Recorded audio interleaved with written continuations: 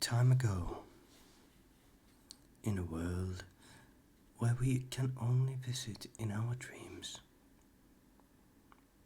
lived a boy. He was quite young still. The world was quite simple. It wasn't complicated or scary. It simply was as it had always been.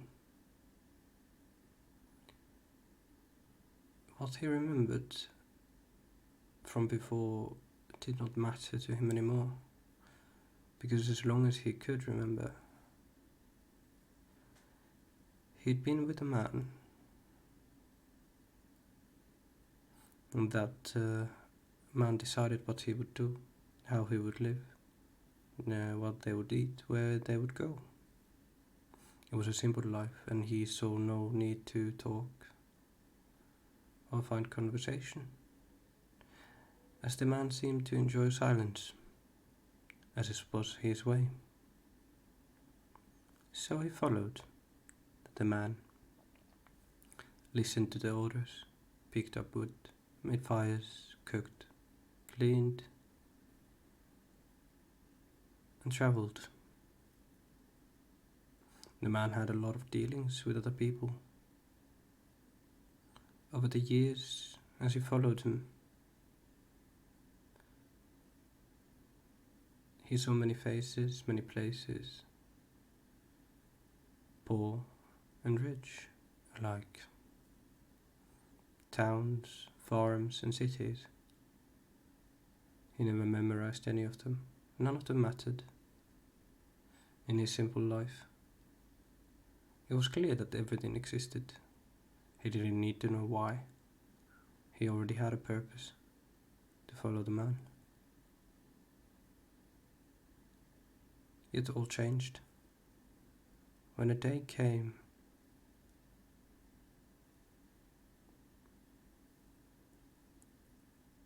there was an odd feeling standing by the road. It was almost like he could feel it himself. The sword going through the neck, hitting the bone.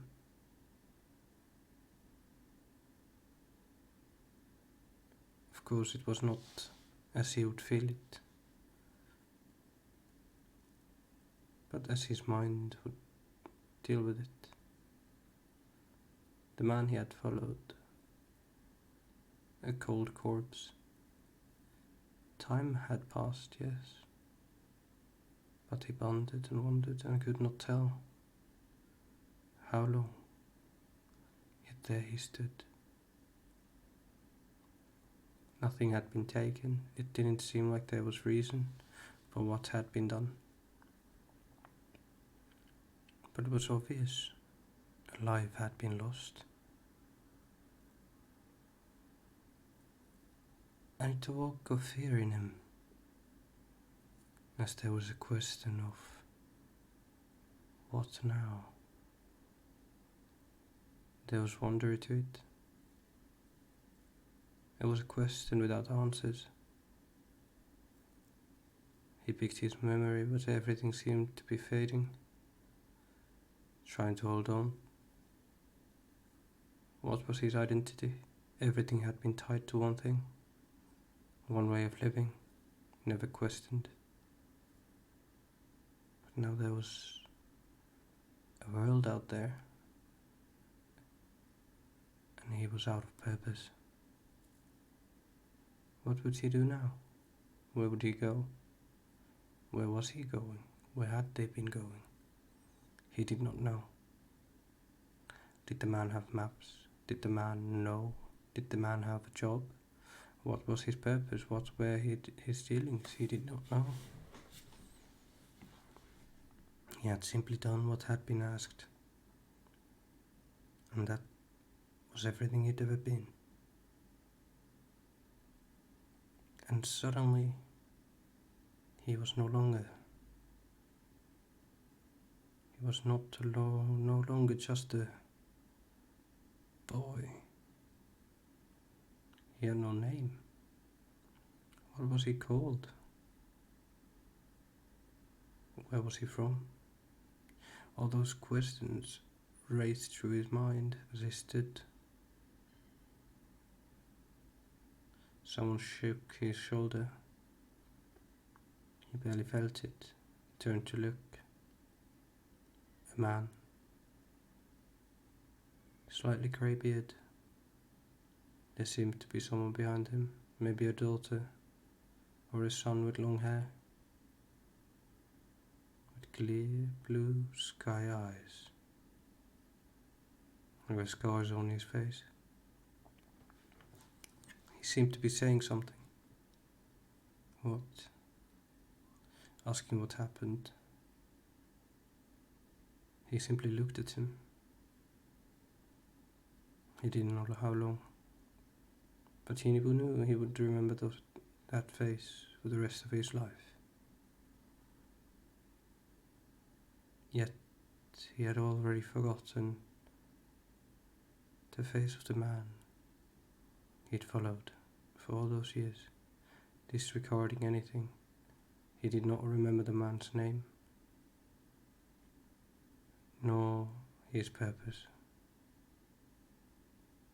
The man faded already. It made him feel not sad. Sadness means you lost something, but you don't feel like you lost anything. And that filled him with fear, loneliness, and a loss of purpose. He felt like he'd wasted everything. Yet there stood the next chance, the next chapter, where to go now. So as he was led away, he followed. He followed to live a life at a farm. For a long time he did not talk, and they often asked what had happened. What was the body doing there? What was he doing there alone? Without a horse, without a means of travel, without money? And he did not know the answers. He never asked them. Though he'd lived for years, he seemed like an empty shell to even himself.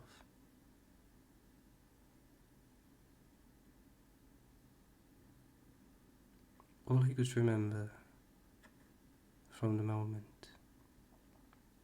was the feeling of iron cutting flesh and bone. Yet he never felt it, as it was not him whose head was cut off. He didn't remember the blood. He didn't remember anything else.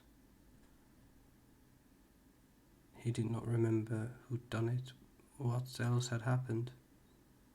All there was the feeling, left as a faded memory. Farm was a different place. He again did what was asked. This time he questioned, not out loud, within. Why was he doing it? And he learned. Certain things are done to create possibility of clothes, to create warmth, to be sold, to get wool, to cut wood, to cook food in the winters, to take care of the animals, to make sure you have food, and the ability to continue over the winter, to have milk, and to have that wool that will keep you warm. Take care of the fields, so you don't go hungry.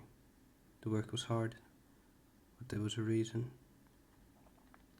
And soon, he did not question any longer.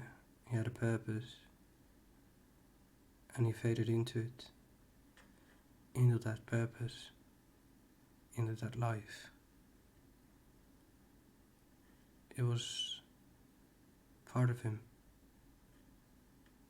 He was part of the farm, part of the fields, part of everything that life had to offer, and he accepted it as a purpose for himself. It gave him an easy way to live and create memories that actually stayed, and for years he did, and his life felt half empty as he continued to live in the farm, continued to grow, and soon he was old enough to apprentice, yet not really, as apprentices would start much earlier, and he was not a son. But that is what they told him at the farm, and he was thrown away to the street. Not literally, but he was given supplies, a little bit of money, and he was pointed to the road to seek a life of his own. So everything he had left from the years at the farm was a few clothes, a little bit of money to live maybe a week, a stick, and the knowledge he had gained, the memories he'd made, and yet again he was out of purpose, no reason to go forward, but forward he did, simply so that he did not have to stand still, to avoid the thoughts that it brought in his mind, and so he walked into the distance of the road and disappeared.